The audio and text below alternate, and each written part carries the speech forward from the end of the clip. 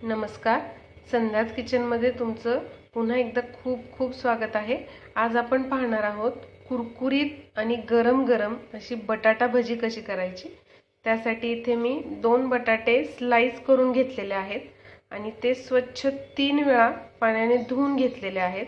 आपल्याला सर्व त्यामधलं स्टार्च हे काढून घ्यायचं आहे आणि पुन्हा हे आपल्याला पाण्यामध्ये असे स्लाइस ठेवून द्यायचे आहे. यामुळे काय होतं की जे स्लाइसेस आहेत बटाट्याचे ते काळे पडत नाहीत. तर इथे मी हे स्लाइस करत असताना चाकूच्या मदतीने करून घेतलेले आहेत. इथे बटाटा भजी करताना तुम्ही स्लाइसरचा वापर करू नका शक्यतो. हे जे स्लाइसेस आहेत बटाट्याचे ते चाकूनेच करून घ्यायचे. त्यामुळे काय होतं की व्यवस्थित असं आपल्याला स्लाइस करून घेता येतात. जर तुम्ही स्लाइसर यूज केला तर बऱ्याच वेळा काय होतं की ते जे स्लाइस आहेत ते खूप जास्त पातळ किंवा खूप जास्त जाड होण्याची शक्यता असते. त्यामुळे चाकूनेच हे आपल्याला स्लाइसेस करून घ्यायचे आहेत. चला तर मग पाहूयात कृती. इथे एका बाउलमध्ये आपण बेसनचं पीठ घ्यायचं आहे. चण्याच्या डाळीचं पीठ आहे हे. 1 ते 1.5 कप आपल्याला इथे पीठ लागणार आहे. इथे 1.5 कप बेसन मी घेतलेलं आहे. आता त्यामध्ये आपण मीठ ॲड करायचे चवीनुसार. अर्धा ते पाऊण चमचा मीठ ॲड करायचे. भजी जास्त खारट पण नाही झाली पाहिजे आणि जास्त सपकही नाही झाली पाहिजे. त्यामुळे अगदी प्रमाणामध्ये मीठ आपल्याला ॲड करायचं आहे. त्याचबरोबर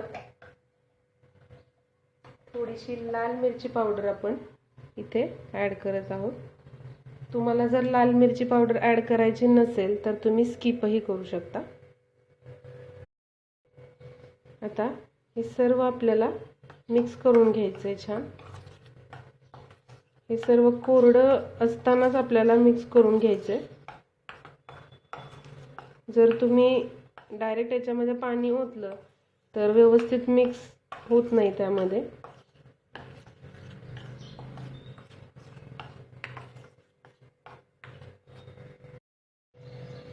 आता यामध्ये आपण थोडंसं पाणी ॲड करायचं, अगदी थोडंसं, या पद्धतीने, आणि मिक्स करून घ्यायचं.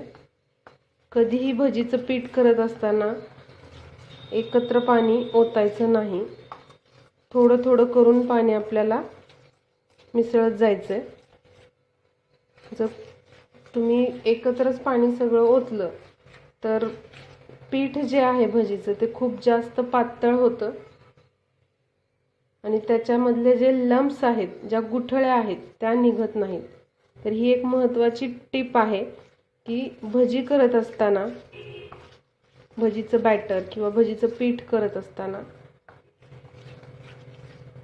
अगदी थोडंसं आधी पाणी ओतून घ्यायचं आणि सर्व ज्या गुठळ्या आहेत त्या आधी काढून घ्यायच्या आहेत.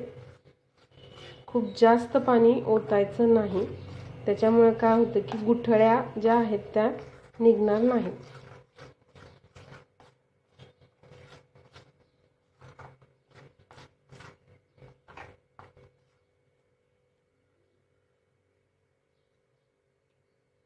थोडं थोडं करून पाणी ओतत जायचं.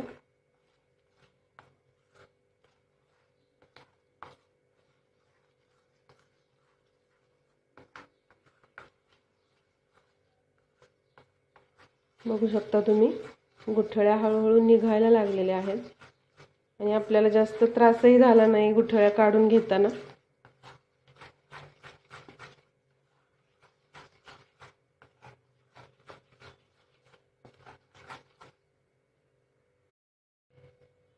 आता यामध्ये आपण अजून थोडंसं पाणी ॲड करूया. भजी कुरकुरीत होण्यासाठी आणि त्याच्यावरचं कोटिंग छान येण्यासाठी जे पीठ आपण करतो भजीचं ते खूप व्यवस्थित झालं पाहिजे. ते जास्त पातळ होतं कामा नाही. असं घट्टसरच आपल्याला पीठ करून घ्यायचं आहे भजीचं. आणि ही मेन स्टेप आहे. त्यामुळेच भजी जी आहे ती अगदी कुरकुरीत आणि त्याचं कोटिंगही खूप छान येतं. पाहू शकता तुम्ही, खूप असं स्मूथ आणि क्रीमी व्हायला लागलंय पीठ. या पद्धतीने तुम्हाला 3 ते 4 मिनिटं तरी हे असं व्यवस्थित पीठ मिक्स करून घ्यायचं आहे. हे पीठ जर तुमचं व्यवस्थित झालं तर भजी तुमची खूप कुरकुरीत आणि छान असं कोटिंग येईल त्याला. आता हे जे पीठ आहे आपलं ते व्यवस्थित करून घेतलेलं आहे आपण. बघू शकता तुम्ही त्याची कन्सिस्टन्सी पाहू शकता तुम्ही. इझिली ते खाली असं पडत आहे. गुठळ्या अजिबात राहिलेल्या नाहीत. त्याच्यामुळे हे आपलं जे पिठाची कन्सिस्टन्सी आहे ते अगदी बरोबर आहे. आता यामध्ये अगदी थोडीशी हळद आपण टाकणार आहोत. हळदीचं प्रमाण थोडंसं कमीच ठेवायचं, का ते मी सांगते तुम्हाला. त्याचबरोबर हिंग थोडासा ॲड करायचा आहे आपल्याला. हिंग का तर जे बेसन आहे ते व्यवस्थित पचल्या जावं यासाठी आपल्याला थोडासा हिंग इथे ॲड करायचा आहे. आणि ते पुन्हा व्यवस्थित असं फेटून घ्यायचं आहे पीठ.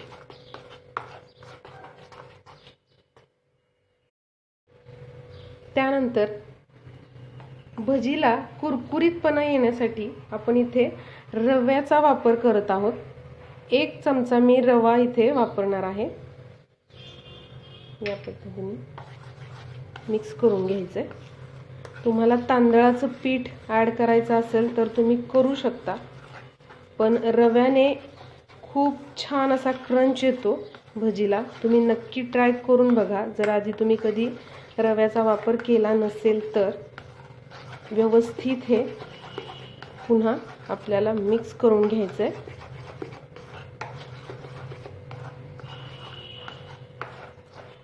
आता तुम्ही बघू शकता पीठही आपलं व्यवस्थित झालेलं आहे. आपण रवा पण ॲड केलेला आहे. ह्या महत्त्वाच्या 2 टिप्स आपण व्यवस्थित फॉलो केलेल्या आहेत.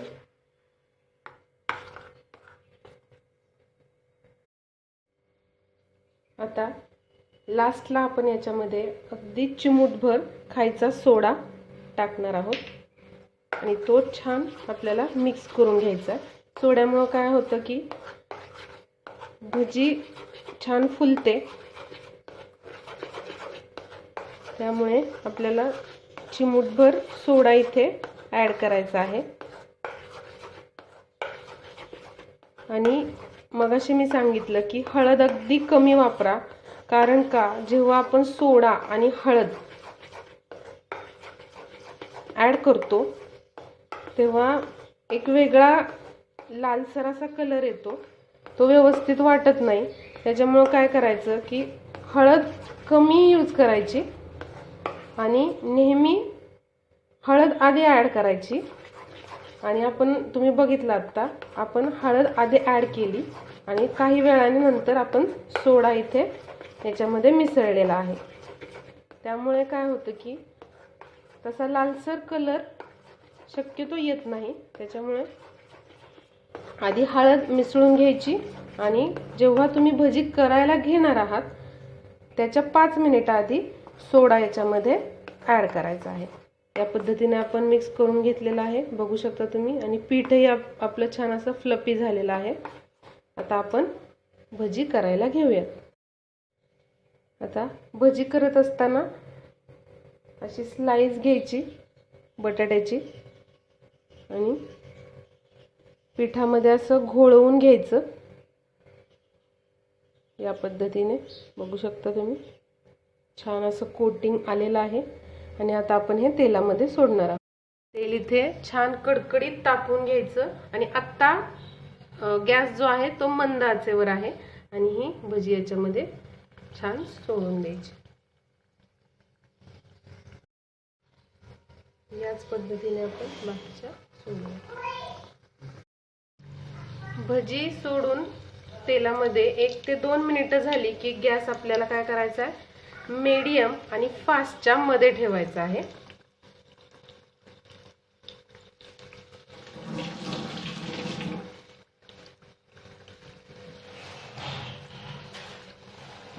आणि वरतून असं तेल आपलं जे आहे ते भजीवरती सोडायचं आहे या पद्धतीने.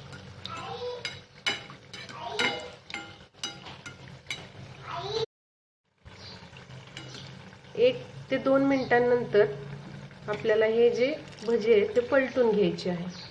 बघू शकता तुम्ही, छान अशी फुलली आहे भजी आपली. आणि पुन्हा हे आपल्याला 2 ते 3 मिनिटं छान असे तळून घ्यायचे आहे. भजी पलटल्यानंतर पुन्हा मी गॅस जो आहे तो स्लो केलेला आहे.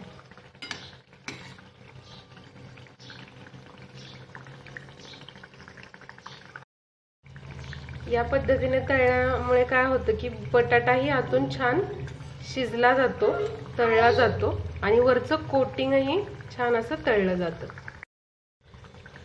या पद्धतीने आपली हे बटाटा भजी बनवून तयार आहे. पाहू शकता तुम्ही किती छान असं कोटिंग आलेलं आहे आणि किती छान असा कलर आलेला आहे भजीला. आता आपण ही काढून घेऊयात. याच पद्धतीने आपण सर्व बटाटा भजी करून घेऊयात. भजी सोडत असताना मीडियम वरती ठेवायचा गॅस, नाहीतर भजी करपू शकते. आणि भजी सोडून 1 मिनिट झाल्यानंतर मीडियम आणि फास्टच्या मध्ये करायचा गॅस आणि पुन्हा आपल्याला 1 मिनिट छान तळू द्यायचं. फास्ट केल्यानंतर वरतून असं तेल सोडत राहायचंय भजीवरती. आता पुन्हा स्लो करायचा आणि ही जी भजी आहे ते आपल्याला पलटी करून घ्यायची आहे. अशा पद्धतीने जर तुम्ही केलं तर नक्की तुमची भजी जी आहे कुरकुरीत होणार आणि वरचं कोटिंगही खूप छान येणार आहे. तुम्ही नक्की ट्राय करून बघा या पद्धतीने. आणि पलटी केल्यानंतर पुन्हा स्लो करायचा आहे गॅस आणि पुन्हा 1 ते 2 मिनिट आपल्याला हे तळू द्यायचं आहे. या पद्धतीने पाहू शकता तुम्ही, आपली ही बटाटा भजी बनवून तयार आहे. नक्की तुम्ही या पद्धतीने करून पहा, खूप खूप छान लागतात. या प्रकारे आपली ही बटाटा भजी बनवून तयार आहे. तुम्ही पाहू शकता कोटिंग किती छान आलेला आहे ते आणि कलरही मस्त आलेला आहे. तुम्ही नक्की करून बघा या पद्धतीने आणि ज्या मी टिप्स दिलेल्या आहेत त्याही नक्की फॉलो करून पहा. तुमची बटाटा भजी खूप खूप सुंदर होईल. आणि जर तुम्हाला ही माझी रेसिपी आवडली असेल तर नक्कीच लाईक करा, शेअर करा आणि कमेंटमध्ये मला कळवा कशी वाटली तुम्हाला माझी रेसिपी. आणि अजून संध्याच किचनला तुम्ही सबस्क्राईब केलं नसेल तर नक्की संध्याच किचनला सबस्क्राईब करून घ्या.